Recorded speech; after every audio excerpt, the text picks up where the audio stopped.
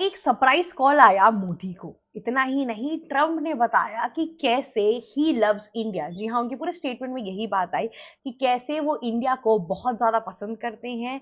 और तो और पीएम नरेंद्र मोदी उनके बहुत ही अच्छे दोस्त हैं और वो ग्रेट फैन है इंडिया के। ट्रम्प की इस रीसेंट स्टेटमेंट के बाद से सबको फिर से समझ नहीं आ रहा है कि ट्रम्प ये सारे स्टेटमेंट क्यों दे रहे हैं।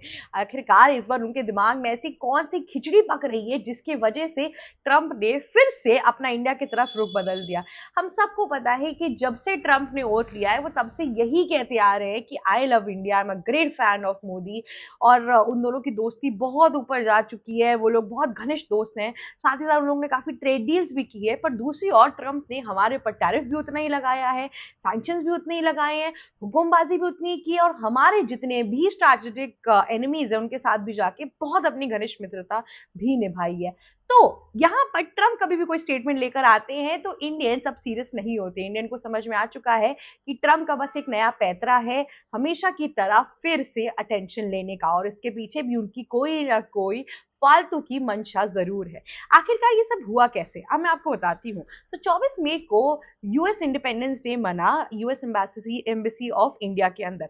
वहां पर ये सेलिब्रेट किया गया कि कैसे यूएस के इंडिपेंडेंस को ऑलरेडी 250 साल हो गए। पूरा का पूरा इवेंट हुआ, ए आर रहमान ने उस पूरे इवेंट में गाना वाना गाया, काफी अच्छा इवेंट था, उसमें काफी लोग आए थे, काफी बड़े बड़े लोग आए थे। उसी के बीच में जो यूएस एम्बेसडर टू इंडिया हैं आपके सर्जियो, उन्होंने ट्रम्प को ने उनको कॉल किया था और उसके बाद से पूरी बातचीत हुई और फिर वो पूरा मैसेज सर्जियो ने आगे जाके सबको डिलीवर भी किया।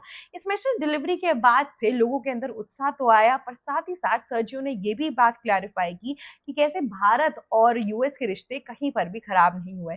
इन दोनों के रिश्ते अभी भी उतने ही अच्छे हैं और बीते दिनों हमने काफी इंटरिम डील्स भी फाइनल की है यूएस और इंडिया के बीच में। इतना ही नहीं, हम सबको पता है कि कैसे पहले जब ट्रम्प आए तो उन्होंने पूरा टैरिफ का गेम खेला। उस टैरिफ के गेम में उन्होंने इंडिया को भी बहुत प्रताड़ित किया। इंडिया के ऊपर पहले 25% पेनाल्टी टैरिफ लगाया, उसके बाद से फिर एक और 25% लगा दिया। तो टोटल 50% का टैरिफ इंडिया ने बहुत महीनों तक झेला। उसके बाद से फाइनली इन दोनों के बीच में बातचीत हुई, जब mother of all deal Europe के साथ साइन हुई, तब यहाँ पर जाके यूएस का मन पिघला और यूएस को समझ में आया कि इतना बड़ा इंडिया जैसा जितना बड़ा मार्केट है, जिसकी स्पेंडिंग कैपेसिटी भी है और पॉपुलेशन भी 1.3 बिलियन है, ये मेरे हाथ से चला जाएगा और यूरोप को ज्यादा फायदा हो जाएगा। तब जाके ट्रम्प ने यू टर्न लिया और यहाँ पर फिर इंडिया के साथ अपने अलायंसेस ठीक किए, हम पर से टैरिफ लगाया।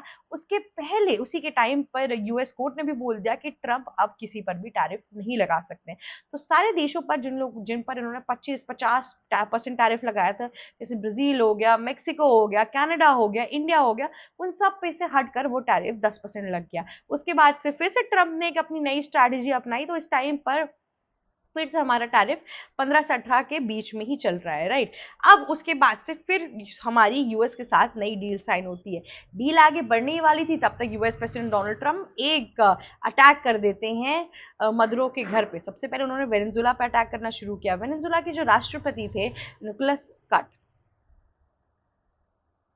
वेनेजुला के जो राष्ट्रपति थे मदुरो, उनके घर पे रातों रात यूएस आर्मी पहुंच गई। उसके बाद से उनको और उनकी बीवी को किडनैप करके वो लोग लेकर चले गए। अब जब किडनैप करके लेके चले गए तब स्थिति थोड़ी भयावह होती गई। ट्रम्प वहां पर भी नहीं रुके। ट्रम्प ने अपना नया निशाना किधर साधा, ईरान के ऊपर।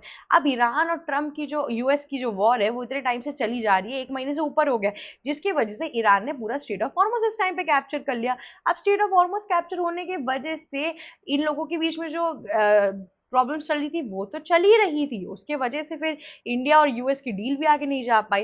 हालांकि मार्च से मई के बीच में नेक्स्ट डेट थी बात करने की, पर वो भी अभी कंप्लीटली नहीं हो पाई, क्योंकि यूएस इतने टाइम से अगर आप देखेंगे तो वॉर में ही बिजी है और इसी वजह से कंप्लीट लॉस चल रहा है यूएस और ईरान के पूरे ट्रेड डील के ऊपर।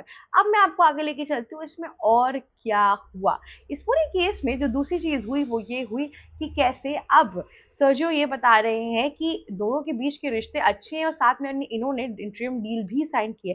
इसका मतलब ये है कि कहीं ना कहीं बहुत हद तक चांसेस है कि मोदी और ट्रम्प की जो डील हुई थी वो फिर से रिवाइव होगी। जो इन लोगों ने पूरी सैंक्शन साइन किए थे और जहां जहां में फिर से इंडिया को यूएस की मार्केट के अंदर आना था, अब वो फिर से पाबंदियां हटेंगी और चीजें सही होंगी, क्योंकि बीच में ट्रम्प ने अपनी डील्स तो हटाई थी, साथ में इंडिया के ऊपर बहुत अलग अलग तरीके से सैंक्शंस लगा दिए थे, जिसकी वजह से इंडिया पर रशिया से तेल खरीदने पे भी दबाव था, ईरान से तो खरीद ही नहीं सकते थे, और भी जगहों पे ट्रेड डील करने में बहुत इश्यूज आ रही थी, अनटिल एंड अनलेस जब तक हमने यूरोपियन यूनियन के साथ ट्रेड डील नहीं की थी, ठीक है। तो ये पूरी चीजें चल रही थी। ट्रम्प ने इस पूरे टाइम में इंडिया के साथ बहुत डिप्लोमेटिकली खेला, पर इंडिया ने हमेशा से ही ट्रम्प को एक अपर हैंड दिया। अगर देखिए, अगर आप ध्यान से समझेंगे तो हालांकि पीएम नरेंद्र मोदी ने ना कभी ट्रम्प को बोला कि हम रशिया से तेल खरीदना बंद कर देंगे या कुछ भी, लेकिन ट्रम्प का जो मन में आया वो करते रह गए इंडिया के साथ। इंडिया ने एज सच कोई बहुत बड़ा रिटेलिएटरी एक्शन उनके खिलाफ नहीं लिया। इंडिया चुप रही और चुप रहने के बाद अपने ऑल्टरनेटिव्स ढूंढे, पर रिटेलिएशन नहीं की यहाँ पर आके। इसकी वजह से मोदी गवर्नमेंट के लिए बहुत विरोध भी हुआ था। ट्रम्प कुछ भी कहते थे तो यहाँ पे ऑपोजिशन जो थी, राहुल गांधी से लेके कांग्रेस की स्पोक्स पर्सन सुप्रिया श्रीनेत, ये सब लोग सेम चीज रिपीट करते थे, जिससे इंडिया की जो पूरी इमेज थी वो ऐसी समझ के सामने आके दिखाई देती कि कैसे मोदी जी जो है इस टाइम पर वो ट्रम्प के हाथों पूरी तरीके से दब चुके हैं। तो इस तरीके की काफी बातें भी चल रही थी, पर उन सब चीजों के बीच में फिर यहाँ पर ट्रम्प ने फिर से डील फाइनल कर ली इंडिया के साथ। अब ये जो 250 ईयर्स ऑफ एनिवर्सरी बन रही है और ये सब कुछ हो रहा है, इससे ये बात तो तय हो रही है कि कहीं ना कहीं रिश्ते सही है, तभी जाके इतनी बड़ी बड़ी चीजें हो रही है ना, वरना ऐसे इवेंट्स क्यों ही होते अगर रिश्ते सही नहीं होते तब। लेकिन अभी इन सब दोनों की डील में कुछ भी नया नहीं होने वाला है, क्योंकि अभी तक वॉर खत्म नहीं हुई है, और इंडिया का जो पूरा स्टैंड रहा है इस पूरे टाइम में वो हमेशा pro US, pro European Union ही रहा है। और जो इंडिया के जो स्ट्रैटेजिक और बायलैटरल डील्स के जो पार्टनर रहे रशिया वगैरह, वो लोग वेस्टर्न कम्युनिटी के बहुत खिलाफ है। तो यहाँ पर इंडिया ने उनका साथ ना देकर यहाँ पे अपनी यूरोपियन और यूएस एलाइज के साथ ही चलना सही समझा। तो इसकी वजह से भी काफी मिसअंडरस्टैंडिंग फैली इंडिया के लॉन्ग स्टैंडिंग एलाइज और इन सब चीजों के बीच में। पर खैर अभी मामला ठंडा पड़ा हुआ है, क्योंकि वॉर नहीं खत्म हो रही है। जब तक वॉर नहीं खत्म होगी तब तक डील आगे नहीं बढ़ेगी, और डील आगे नहीं बढ़ेगी तो इंडिया को बहुत लॉस है, क्योंकि देखिए इंडिया जो है ना वो सामानों को अच्छी क्वालिटी में भी देता है और थोड़े चीप दाम में भी देता है। तो यूएस के लिए तो वो चीप ही हुआ। तो यूएस इस टाइम पर उसका जो पूरा मार्केट है उसमें 60% चीजें इंडियन मार्केट की तरफ से कैप्चर्ड है, लेकिन अभी ये सब जो हॉल्ट और ये सब लगा था इसकी वजह से कुछ दे ही नहीं पा रहे थे। अब चीजें दोबारा से शुरू हो गई, तो ये देखना बहुत ज्यादा इंपॉर्टेंट है कि इसके आगे क्या होने वाला है। आज के लिए बस इतना ही। अब देखते हैं कि ये जो ट्रम्प ने नया अपना स्टेटमेंट दिया है इंडिया के लिए, पीएम मोदी के लिए, ये भी कहीं जाएगा कि ये भी बस ऐसे ही बोल दिया गया है।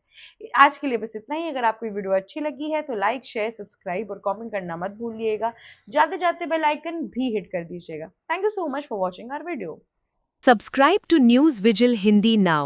Stay tuned for the right analysis of every major world news.